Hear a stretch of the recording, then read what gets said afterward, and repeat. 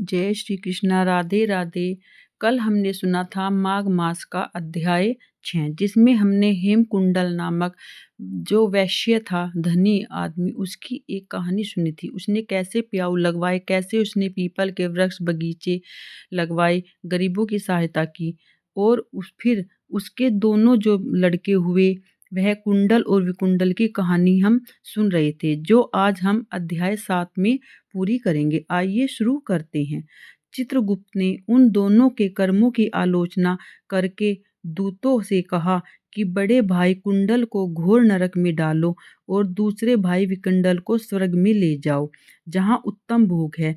तब एक दूत तो कुंडल को नरक में फेंकने के लिए गया और दूसरा दूत बड़ी नम्रता से कहने लगा कि हे विकुंडल, चलो, तुम अच्छे कर्मों से स्वर्ग को प्राप्त होकर अनेक प्रकार के भोगों को भोगो। तब विकुंडल बड़े विस्मय के साथ मन में संशय धार कर दूत से कहने लगा कि हे यमदूत, मेरे मन में बड़ी भारी शंका है।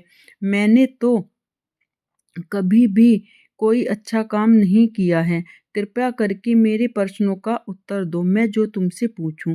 हम दोनों एक भाई एक ही कुल में उत्पन्न हुए हैं और एक ही जैसे कर्म करते रहे हैं।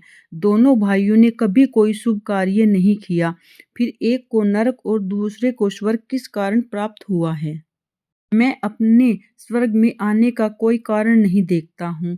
तब यमदूत कहने लगे कि हे विकुंडल, माता पिता, पुत्र पत्नी, भाई बहन से सब संबंध जन्म के कारण होते हैं और जन्म कर्म को भोगने के लिए ही प्राप्त होते हैं।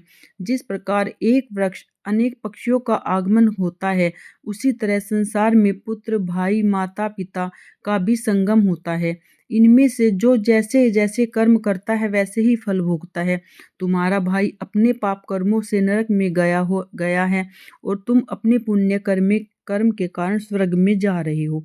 तब विकुंडल ने आश्चर्य से पूछा कि मैंने तो पूरे जन्म में, मतलब पूरे अपने कार्य में कोई भी धर्म का कार्य नहीं किया है।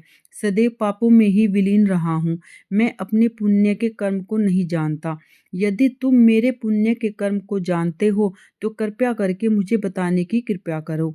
तब देवदूत कहने लगे कि मैं सब प्राणियों को भली भांति जानता हूँ, तुम नहीं जानते। सुनो, हरि मित्र का पुत्र सुमित्र नाम का ब्राह्मण था, जिसका आश्रम यमुना नदी के दक्षिणोत्तर दिशा में था।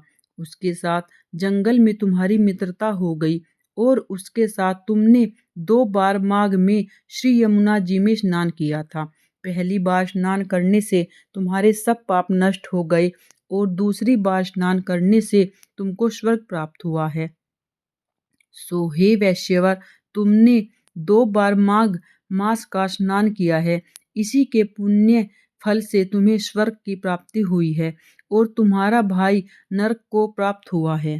दत्तात्रेय जी कहने लगे कि इस प्रकार वह भाई के दुखों से अति दुखित होकर नम्रता पूर्वक मीठे वचनों से दूतों से कहने लगा कि हे दूत, सज्जन पुरुषों के साथ पग में चलने से मित्रता हो जाती है और यह कल्याणकारी होती है। मित्र प्रेम की चिंता न करते हुए भी मुझको इतना बताने की कृपा करो कि कौन से कर्म से मनुष्य यमलोक को प्राप्त नहीं होता है, क्योंकि तुम सर्वज्ञ हो। यहीं पर अध्याय 7 समाप्त होता है। कल सुनेंगे 8वां अध्याय।